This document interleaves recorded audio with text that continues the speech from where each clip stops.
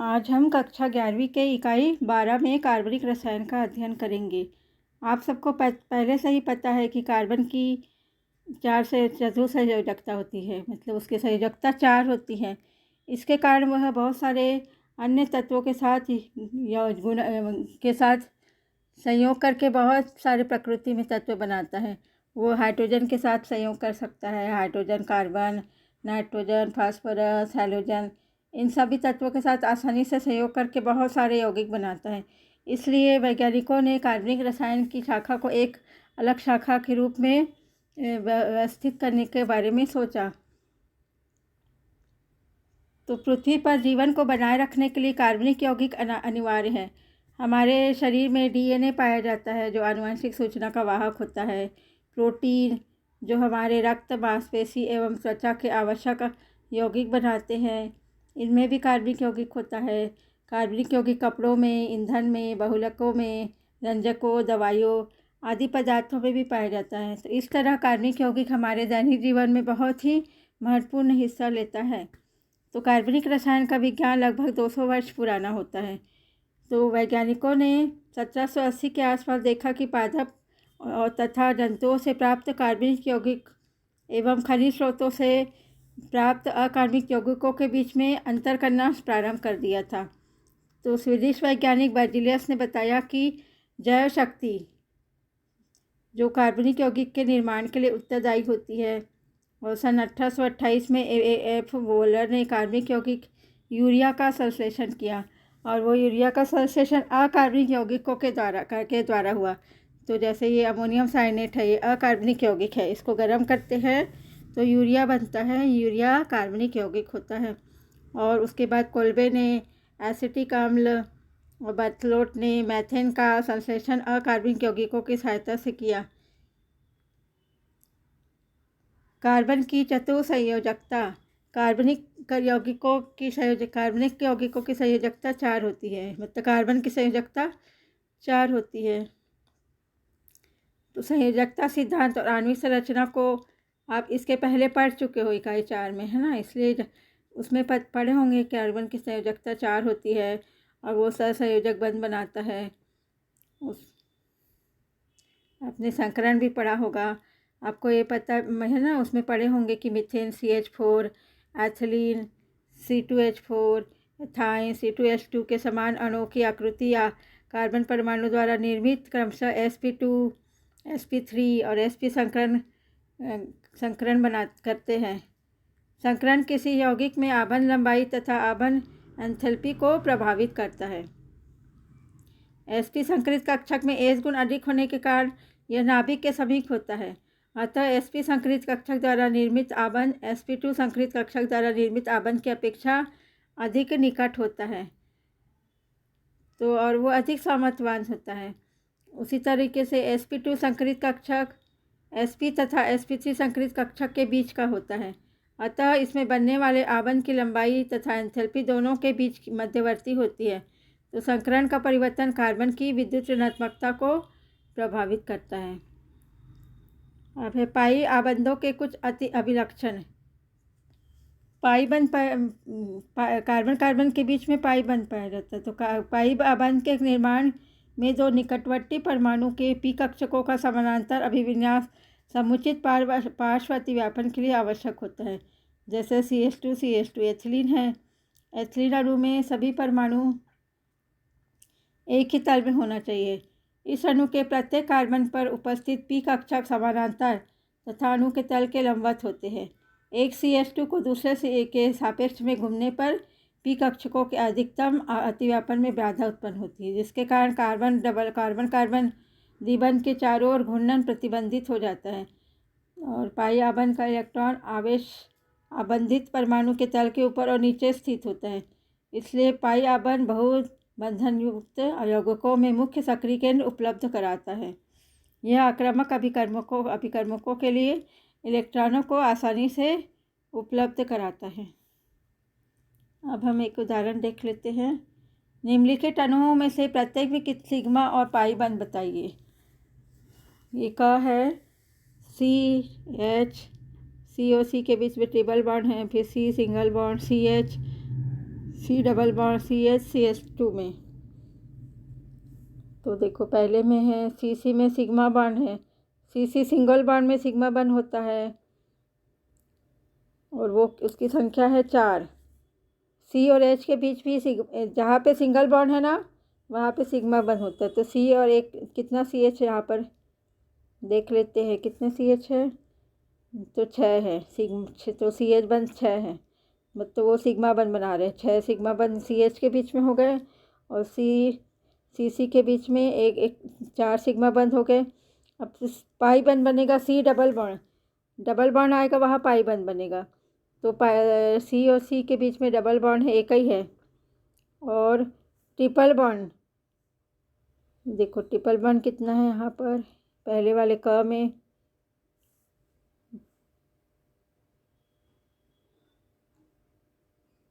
2 है। अब ऐसी ख को करके देख लेंगे, है ना। अब बताना है ये वाले प्रश्न 2 में निम्नलिखित यौगिकों में प्रत्येक कार्बन की संकरण संख्या अवस्था बताइए। CH3Cl में CH3Cl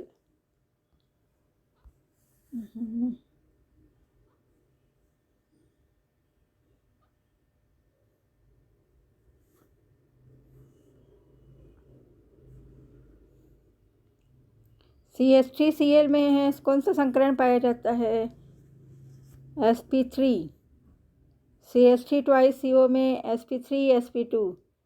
ग में मतलब CH3Cl में sp3 sp। HCONH2 में sp2। CH3CH CHCl में sp3 sp2 sp2 sp। अब आगे का देखते हैं हम लोग। कार्बनिक यौगिकों को संरचनात्मक कार्य को कैसे लिखा जाता है, संरचनात्मक रूप से कैसे लिखा जाता है, उसी को बोलते हैं कार्बनिक यौगिकों का संरचनात्मक निरूपण। तो कार्बनिक यौगिकों को के संरचनात्मक सूत्र लिखने की कई विधि होती है। इनमें से कुछ विधि लुईस संरचना अथवा बिंदु संरचना, लघु आबंध संरचना, संघनित संरचना तथा आबंध रेखा संरचना होती है। एक लघु रेखा के द्वारा इलेक्ट्रॉन सूक्ष्म युग्म सहसंयोजक आबंध को दर्शाकर लुईस संरचना सरल की जा सकती है। तो आबंध बनाने वाले इलेक्ट्रॉनों पर ऐसे संरचना सूत्र केंद्रित होते हैं। एकल आबंध, द्विआबंध, त्रिआबंध को हम लोग एक लाइन, द्विआबंध के लिए 2 रेखा और त्रिबंध के लिए 3 रेखा के द्वारा दर्शाते हैं। और एकाकी इलेक्ट्रॉन में युग्म को 2 बिंदु के द्वारा दर्शाया जाता है।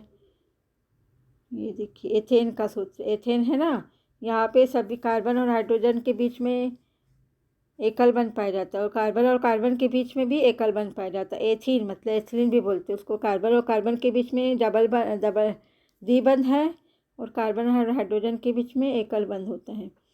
एथाइन C2H2, कार्बन और कार्बन के बीच में त्रिबंध है, कार्बन और हाइड्रोजन के बीच में एकल बंध है।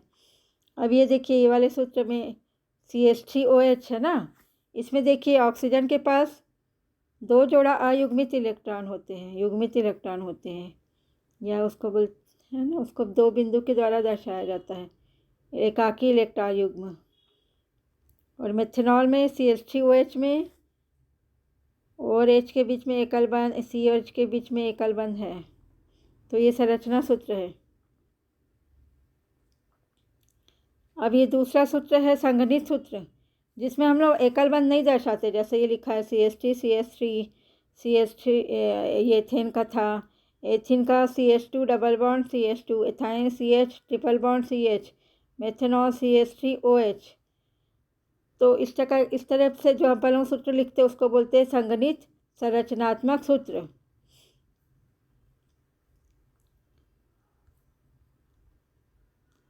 इसी प्रकार हम लोग एक और तरीके से संघनित सूत्र को ऐसा भी लिख सकते हैं, CH3 CH2 CH2 CH2 CH2 CH2 CH2 CH3। इस तरीके से भी लिखा जा सकता है संघनित सूत्र को। और कुछ सूत्र को हम लोग आबंध रेखा संरचनात्मक सूत्र के द्वारा भी दर्शाते हैं। जैसे ये देखिए सिरे वाली रेखा है मिथिल, ये देखिए मिथिल को दर्शाने के लिए इस तरीके से सूत्र लिखे हैं। तो जो सीरा वाला आपको ये दिख रहा है ना, तीर का निशान, वो मैथिल समूह को दिखा रहा है, CH3 को।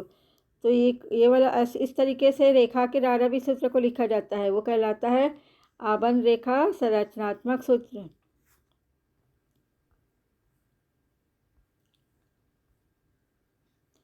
अब ये वाला उदाहरण देख लेते हैं, दूसरा नंबर का। 3-ब्रोमोब्यूटेन को दर्शाने के लिए विभिन्न तरीके। देखो, ब्रोमोब्यूटेन को पहले तरीके से लिख सकते हैं CH3 CH Br CH2 CH3। अब ये संगनी सूत्र था, और ख वाला था संरचनात्मक सूत्र। देखिए, CH3 CH के बीच में सिंगल एकल बंध है, फिर CH Br, फिर CH CH2 CH2 और CH3 के बीच में एकल बंध। अब ये वाला तरीका आबंध वाला तरीका, आबंध रेखा संरचनात्मक सूत्र ग वाला। तो ऊपर कोंटे में क्या है, CH3 और बीच में एकल बंध है, तो वहाँ पे CH होगा। मतलब पहले अष्टक नियम का पालन करते हुए इसको देखेंगे, लिखेंगे। अब चक्रीय बंधों यौगिकों में आबंध रेखा सूत्रों को इस प्रकार लिखते हैं। ये देखो, साइक्लोप्रोपेन चक्र के समान रचना बना रहा है ना, उसको साइक्लो मतलब साइकिल, साइक्लोप्रोपेन को ऐसा भी लिख सकते हैं, एक तरीका। दूसरा तरीका, और ये तो पेंटेन है, साइक्लोपेंटेन है। ये देखो, साइक्लोपेंटेन, ये साइक्लोपेंटेन। क्लोरोसाइक्लोहेक्सेन, ये इसको इस तरीके से लिखे, और इस तरीके से भी लिख सकते हैं। ये बेंजीन का संरचना में क्लोरीन जोड़ दिए है, तो क्लोरोसाइक्लोहेक्सेन हो गया। अभी ये कुछ हल करने का दिया है, अभी इसको अपन बाद में देखेंगे।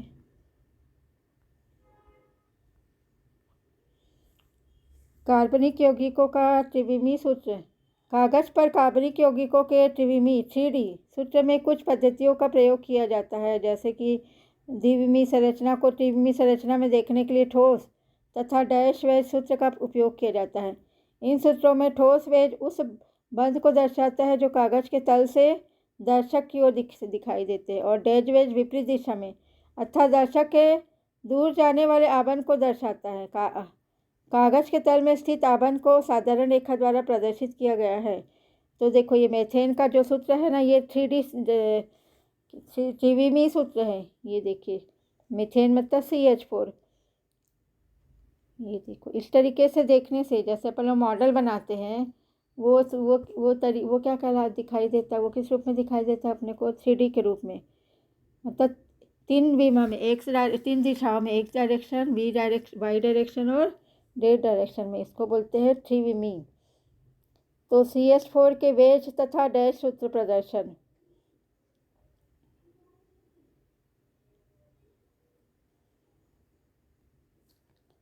कार्बनिक यौगिकों का हम आगे पढ़ेंगे वर्गीकरण। कार्बनिक यौगिकों की वर्तमान बड़ी संख्या और बढ़ती हुई संख्या के कारण इन्हें संरचनाओं के आधार पर वर्गीकृत करना आवश्यक हो गया है। तो कार्बनिक यौगिकों को बड़े को तो वर्गीकृत किया गया है, अचक्रीय अथवा विकृत श्रृंखला यौगिक, और दूसरा चक्रीय या बंध श्रृंखला यौगिक। मुख्य रूप से 2 भागों में बांटा गया, चक्रीय और अचक्रीय यौगिक। अब चक्रीय यौगिकों को तो फिर से 2 भागों में बांटा गया, एलिसाइक्लिक यौगिक और एरोमेटिक यौगिक। एलिसाइक्लिक यौगिक के 2 प्रकार होते हैं, समचक्रीय या कार्बोसाइक्लिक यौगिक तथा विषम चक्रीय यौगिक। और एरोमेटिक यौगिक मतलब जिसमें सुगंध रहती है, उसके 3 प्रकार है, बेंजोनॉइड यौगिक, अबेंजोनॉइड यौगिक और विषम चक्रीय एरोमेटिक यौगिक। ये देखिए, मीथेन का अणु संरचना 3D मॉडल। एक बॉल और स्टिक की सहायता से बनाएंगे तो जो संरचना बनेगी ना, वो हो जाएगी अपनी 3D मॉडल। ये फ्रेमवर्क मॉडल, और ये तीसरा है स्पेस फिलिंग मॉडल। 3 प्रकार के मॉडल को प्रदर्शित किया गया है। अब हम कार्बनिक यौगिकों का वर्गीकरण में पढ़ रहे थे। पहला है अचक्रीय अथवा विपरीत श्रृंखला यौगिक। इन यौगिकों को एलिफैटिक मतलब वसी यौगिक भी कहा जाता है, जिसमें सीधा या साखित श्रृंखला के यौगिक होते हैं, जैसे एथेन। CH3CH3, इसको C2H6 भी लिख सकते हैं। और ये वाला सूत्र जो है ना, इस तरीके से भी लिख सकते हैं, आइसोब्यूटेन, एसिटाल्डिहाइड, एसिटिक अम्ल। अब दूसरा होता है चक्रीय या बंध श्रृंखला के यौगिक। एलिफैटिक चक्रीय यौगिकों में कार्बन परमाणु जुड़कर एक चक्र बनाता है।